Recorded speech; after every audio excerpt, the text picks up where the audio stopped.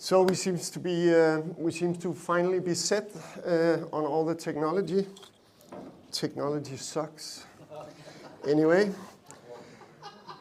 so today is going to be a run-through of what I think is currently the best OT cybersecurity simulation lab out there, and I will, of course, claim and show you why I think that's the case.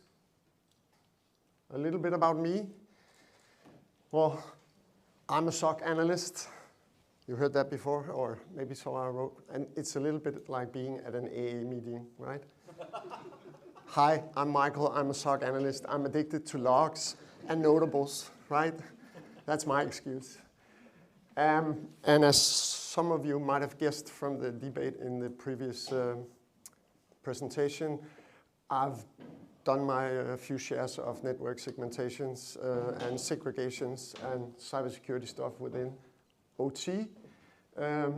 So currently I'm working in the Danish SektorCERT as an analyst. So I'm of course a blue teamer. I threat hunt, I do analysis. We do a little bit of threat intelligence and a lot of other stuff. I deploy sensors. We write reports. And before that, I was, for many years, building manufacturing installations and especially networks and doing cybersecurity and compliance, by the way. Not cybersecurity, well, also cybersecurity compliance, but mostly quality compliance under the FDA because it was, of course, for Novo Nordisk, which most of you probably know by now. So what the fuck is that? Get away. So yes, it's correct. I'm very old. I've been in the business of OT ICS since 2000. So that's actually close to more than 25 years now. And that means that I'm a very rare breed in cybersecurity because I actually have a background as an OT engineer. So I built these things and had all the challenges while IT was, and OT, by the way, was still in its infancy. And I kind of grew up with all of this and then turned full-fledged security specialist, expert, whatever you want to call it, practitioner, I like to call it, when Stuxnet appeared in 2010. And I realized that since I spent most of my day anyway doing something that resembles compliance and security, I might as well get paid to do it because I think it's fucking fun. And I want to learn how to secure these systems because I don't want other people snooping in my systems. I was lucky enough growing up, back to your presentation, Andrew, growing up in a company where they actually knew that they had to take responsibility, put the claims out to their business and how we build it so it was secure, so they had the business continuity. Because at the end of the day, if the systems are not running, we're not producing, hence we're not earning money, and that's the only thing they care about because they have shareholders, so they need to earn a lot of money. So weaving a little bit of that fine presentation in here. So yeah, I've done a lot of stuff. I've been consultant in OT, did a lot of assessments of all kinds of installation in and around the world, mostly in Europe and the States, South America, and a little bit in Asia as well. I do tour around and talk at conferences also, because I love to talk. So that's also why. Thank you. Where is Bjarke? Is he in here? No, he's not. So OT ICS has a lot of challenges. We heard about network segmentation, and oh, you might want to see the agenda as well. So that was the who am I. This is the agenda for today. So we're going to talk a little bit about the OT ICS cybersecurity challenges, and then why do I want to present Labshock. I'm going to run through how to set up Labshock, and hopefully we will have time to play a little bit around, and I can do a man in the middle, and that will actually underline my initial argument that this is the most cool lab out there currently, because it solves one particular problem that we have as OT cybersecurity practitioners, and nobody made that before. And maybe we have time to look at the pentest query. The guy on the picture is Sakar Bernhardt, who is the creator of Labshock. A slight misunderstanding on the LinkedIn message from BSides originally, but we... Sorry. It was AI. Yeah, sure, that's okay. So I thought we show the guy. This is the guy that we have to attribute this, this cool little app. And of course, we have a lot of challenges because when we deal with securing our installations, one of the things that is around OT is that the equipment, so the PLCs and the RTUs, the HMIs, are built on technology that are supported by protocols which are not, well, secure, basically. They're clear text, they have no authentication.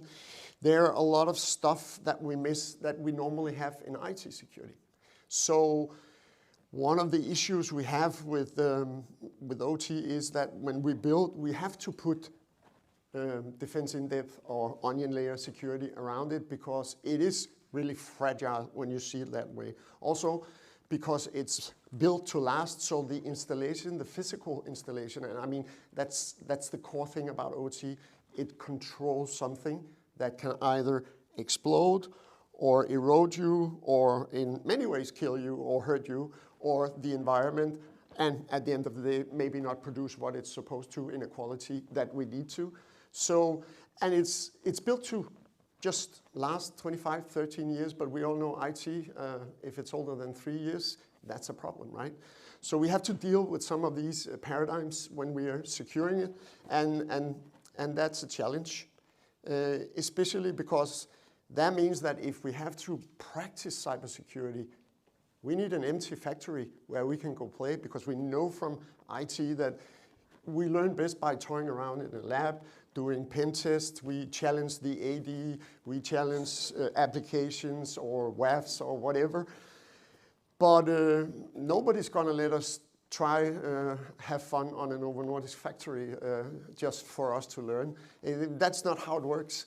So we're almost always seriously challenged, and those of you who maybe looked a little bit on OT cybersecurity would have seen that there's a lot of discussion.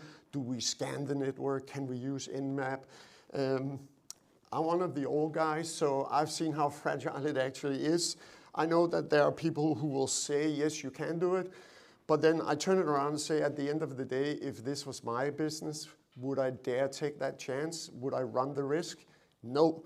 Let them have at least a lab, a mock-up they can work in, and then practice and find the right solution, because it's about finding the right solution, balance. But then that means that there's an additional cost to buy OT devices, because that's where the fun is. Those are the ones we're trying to protect, and that's where it is. But that means we cannot use the factory, right? So we have to go on eBay or someplace else, buy old spare devices, especially the PLCs, the RTUs, the HMIs, maybe old SCADA equipment, and that's expensive. And not many people are allowed to do that, because most company, even the consultancy company, some of the bigger ones have one in Europe maybe, but it's still a rare commodity. The old CS3 Stockholm conference, there was a basement where they had a lot of equipment, and for those 3 days when the conference was running, you could actually sit down there. It had a lot of PLCs, so all the brands and switches and firewall for industrial purpose, and you could actually get to play with it. Brings you a long way. You know that, this is fun, but you don't really get to the place where you learn anything, and that's why this is very, very cool. Because this is the first time that somebody managed to build a complete package with a SCADA, an HMI, and a fully functioning PLC and engineering station as a base package. And then from there, you can run a couple of different attack scenarios, because he also put in a Kali box and Pentest Fury, if any of you know that framework. So you can actually now start to toy with all the challenges of cybersecurity in an OT environment without fucking up the factory, because here is where you actually learn. This is where you can actually showcase to management why this becomes important, because they won't let you do it on the factory or the running HVAC or whatever. They prefer not to. So, and of course. So, but Sakar made a pretty good work here, and he made Labshock, and we're going to look at it. And it's ridiculously easy to set up. I mean, he just made Docker containers and bundled them, configured them, and there are like 7 or 8 different containers. He has a homepage, he has a GitHub repository, he has guides, and he even have classes where you can read through all the different, I'm going to show it because it's going to be a working demo. So I'm going to take the presentation off because that's not what we're here for. So it's Docker, it's up and running. You can see I fired it up. It takes about 10 minutes from a clean computer to install Git and install Docker, and then do a build in Docker. You simply just compose, build, Labshock, and then it finds all the components. Takes around, in my case, I think it was 4 minutes, and then the lab was up and running, and that's it. The Kali box we're gonna SSH into. It doesn't have an interface, so it's gonna be it's a minimum installation. So if you want other tools than just the few that we're gonna use, Nmap is pre-installed. I think MSF console is there, but otherwise I think I tried to install it, and no, it's not there. I installed it, so you can just pull out the different applications that you prefer as a pen tester. But I think a lot of people build labs, and you can find them as bubbles, VMwares or whatever, and that's cool. And for normal pen testing in IT environment, that's easy, except you have to do all the configuration yourself. Here, it's up and running. We're not going to run on an AD. That's not the important part here. Here, it really specifically looks at the OT systems and the protocols. And of course, it's a full package, so it does not only have the OT system and the hacker box. It also comes complete with an IDS and with a sniffer box, so you can actually sniff the network. And you can pull out PCAPs. So you can actually take this and you can play an attack and you can sniff it out and you can put it in a PCAP and you can analyze that one and you can build detection engineering for the IDS so the loops becomes complete. And so this really has a huge potential, besides the fact that it's a standard installation based on YAML configuration files with one PLC, one SCADA / HMI, and one engineering station.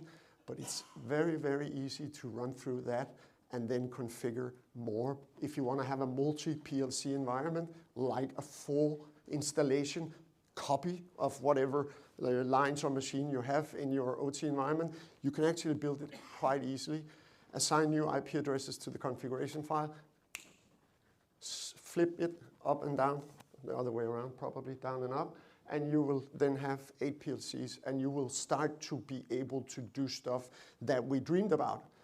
You can still do it if you want to buy the PLCs. Might be a little more cool to have real PLCs, but it takes a shitload of work to make the PLCs work. And I mean, the core idea of a PLC is to control physical stuff. So it's only fun if you have something on the other side. So you also need a kind of a factory. He already, and it's included in the engineering station, that he built an oil repository, so a couple of tanks, and we're pumping oil around. So it's a small oil drilling facility. But you can make your own project for whatever you want to simulate, and that's the cool stuff. So, can you hear the excitement? I mean, I've been in this business for 15 years, and this is the first time I'm really excited. So, this is the portal that spins up out of the Docker, and from here you can actually go into the website. And that's actually just the GitHub. Now we're running on my phone, so we're running a little slow. But here you can, and this is not for for me to show all the functionality. This is just for me to teach you, and all the people who thought that, hey, it could be cool and I want to have something to play with, this is now where you get the chance to really play with OT, because this is a fully working OT simulation environment, which we have never had before. There have been some close, but not. And you can see here, there's an IDS, there's a CM, there's the pentest box. You can go on it. There's the SCADA, the PLC, and the ICS. So back to the portal. You can go to the repo. There's a wiki. There's a Discord with a lot of communication. He also do master classes now on YouTube, where he kind of runs through some of the attack types that are included, and you can learn about a lot about OT cybersecurity in there. And of course, quick start guide, how to get up and running, and then later on, if you really want to play yourself, you go through the configuration guides, because that's where the gold is. That's where you build your own environment without ever having to buy a physical part. But you can still simulate this as it was the real world, and that's the cool thing. Yeah, enough said about all this. Let's see, we are going to, so we need to find that one. So we need to start the PLC, because it's not running. As you can see, it stopped. So we start it.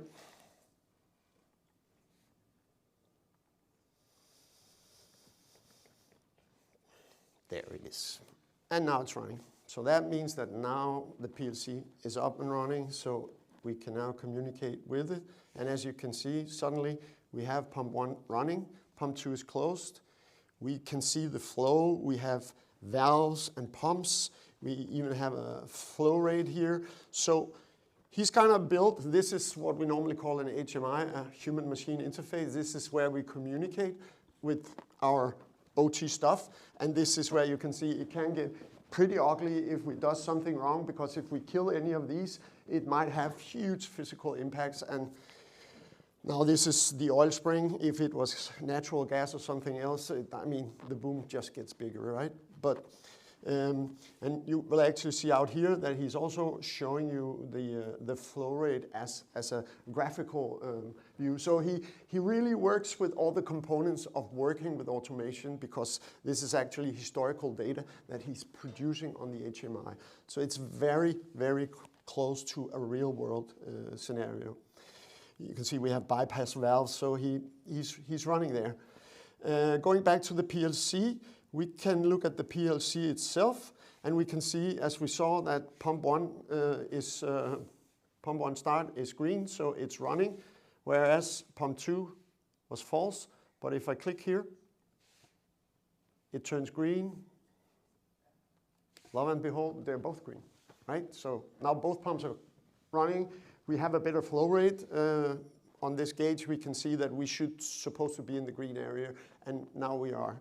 So even just toying with the OT parts itself is actually quite funny. But of course, that's just for the practice purpose. You can also see that the indicators, status indicators, are all green, and that's good. We can stop it again. Might be a good idea to hit that one. And then it goes false, and just to overemphasize. I can also do something else. I can, of course, because it's an HMI, it's built to also give me limited controls over some of the equipment out on the production floor. And here I was able to, actually from the HMI, I was able to turn on the pump. So if you go back to slowly getting into the attack simulation that we're going to do a man-in-the-middle attack. So if you remember or have heard about the Stuxnet attack, that was actually what happened. So somebody managed to get into the system and then spoof themselves in between the actual controlling PLCs of the centrifuges in the Natanz facility, and then convince the operators on the HMIs that everything was running fine. And then over time, slowly adjusting the speed of the rotation in the centrifuge, but without showing it on the HMI. So for a long time, and it was very small increments, so over half a year, maybe a year, they came up to a speed where finally somebody realized something was wrong, but at that point they were physically destroyed. They were broke, and they broke down. I think it was more than 40% of the centrifuges who were actually breaking down within a short period of time, and they couldn't see it. So we're going to try to simulate that specific attack. So we're going to mess with the system. We're going in between. I was actually hoping, because it's an institution, I was hoping for a blackboard to draw the setup, but I can't show it because the IDS is here. There it is. So this is actually what's going on right now. It's a little bit hard to see in this slide, but we have the SCADA here, we have the PLC, and these are actually, well, these are Purdue levels, but they kind of resemble zones, back to Andrew's fine presentation. And the communication we see here is actually the conduits between the zones. We don't have any security or right here between the zones. We have a DM set, of course, and we have a box up here who is actually the sniffer or the IDS.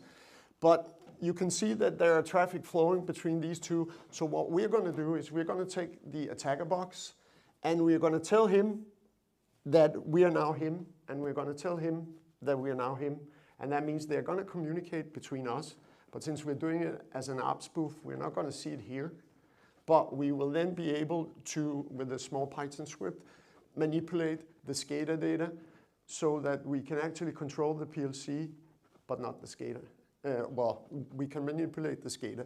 So hopefully, if the demo gods are with us, that's what we're going to do. But as you can see here, you saw that we saw all the traffic. This is a general IDS you can work with, and we can see that it's Modbus. So we're on port 502 for the connoisseurs, and we can see the devices talking. So we're actually having a fully running system here.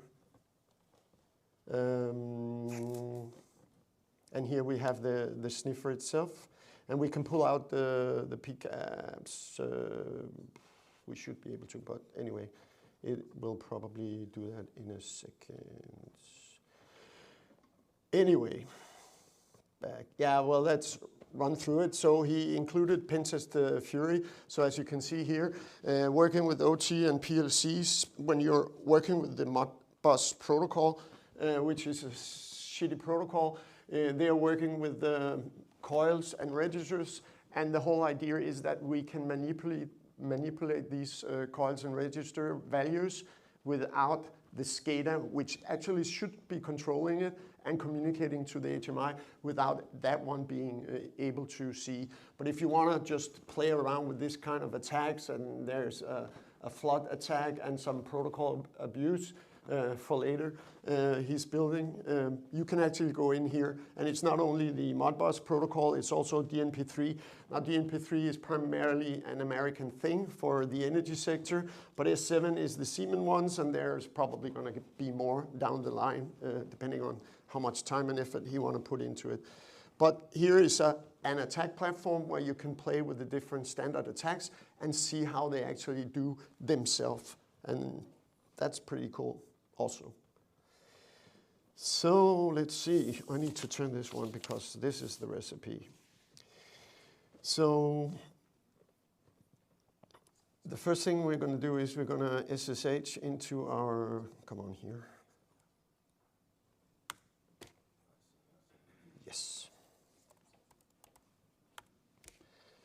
And we're now on the Kali box, so we are now an attacker who somehow got in there. So the first thing I want to do is I want to see if there's any Modbus traffic.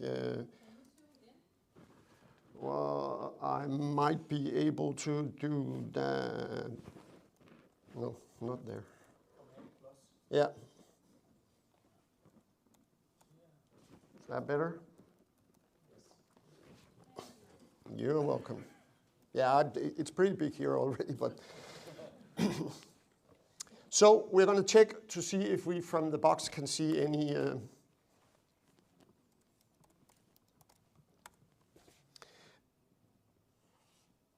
And of course, we cannot see anything on the, maybe it's because we're not.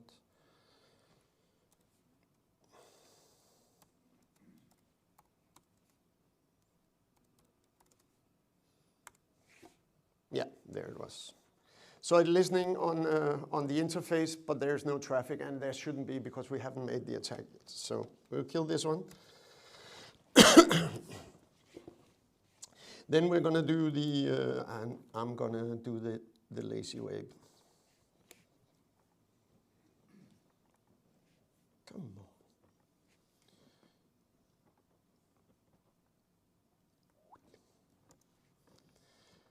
So we're going to put ourselves in between. Yes.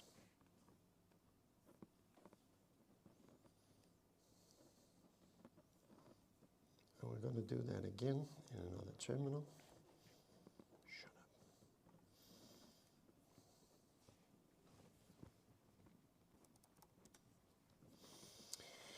up.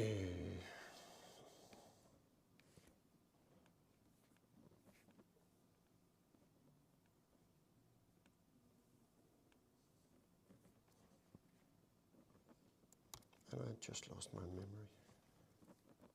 There it is.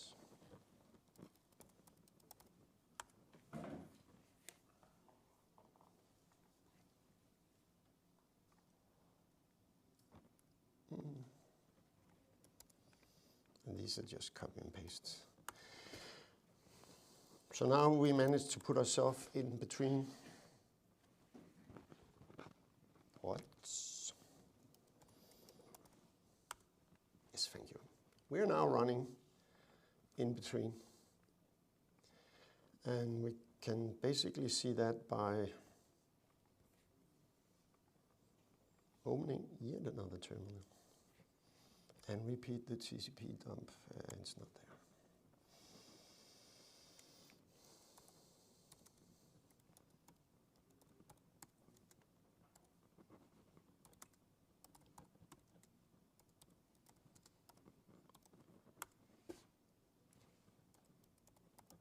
What's with all these passwords? And why do I not manage to?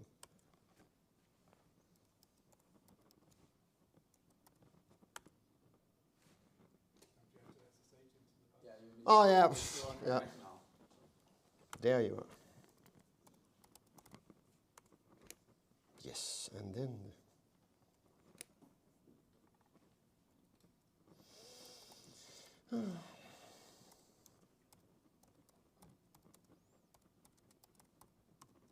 that's the beauty of port 542. And hopefully, see, lots of traffic. We're now seeing the Modbus traffic on our attacker box. So we actually now managed to create an ARP spoof.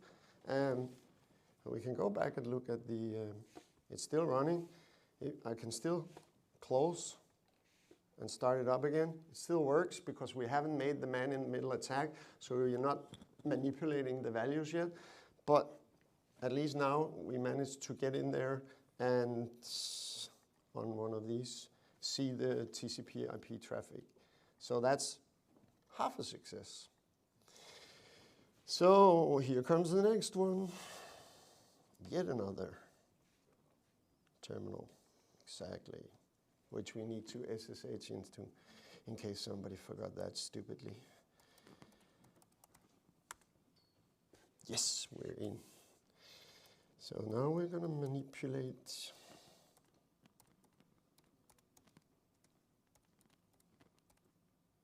with this little script.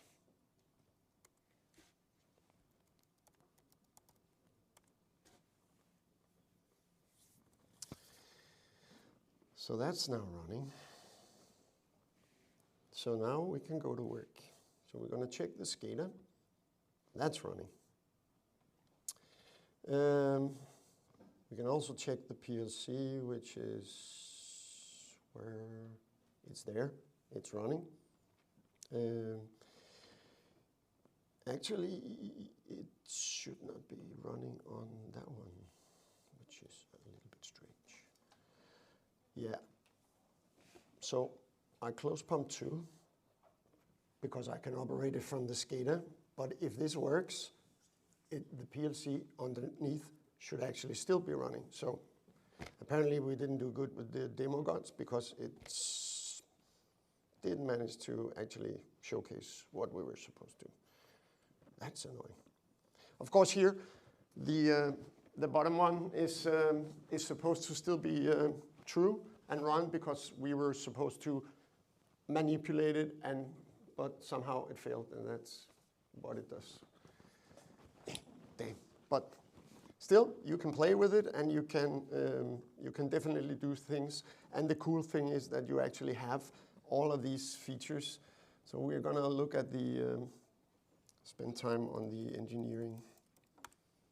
And as you can see, you have your PLC and your SCADA programs here. You have the folders, you have an IDE, so you can create your own environment that the programs, ladder programs, and HMI pictures, and you can then load them into the PLC and the SCADA installation, and you can actually build your own simulation. So it doesn't have to be an oil spring. You can build whatever, a manufacturing site, a water facility, water cleaning facility, sewage, whatever, and an HVAC, and then you can try to do some of the attacks and manipulate them and see how would they showcase themselves. One of the things we would have seen if it worked is that we could manipulate, of course, the PLC without seeing it on the SCADA, and it would have shown that on the IDS we would not be able to see it, and we can actually show that part. Because if you look at the network, you can maybe see that there are 2 lines now. No, you cannot. But we can still not see the attacker PC in here. And of course we cannot, because all of them thinks that the attacker PC is actually just him and him. So how do we detect that in the real world? That's why this lab is so cool, because when you work like this, you're able to work with some of the challenges of OT cybersecurity and then actually find solution on problems that you normally would have trouble actually getting to test in the real world, because that's too expensive. Shitty that it didn't work, but that's sometimes life. See, where is the last one? I will have to go to that one. And then here's the log, and you can see all the different, we have a lot of syslogs here. You can also see that the attacker box is actually not present here, because this is what we're detecting. We have a switch, we have an engineering workstation, a SCADA and a PLC, and a test connection. That's actually the portal itself. So, but that's the only thing seen. So we're in the network, but we're invisible because we're app spoofing. Unfortunately, we couldn't get the last part, and we are running out of time.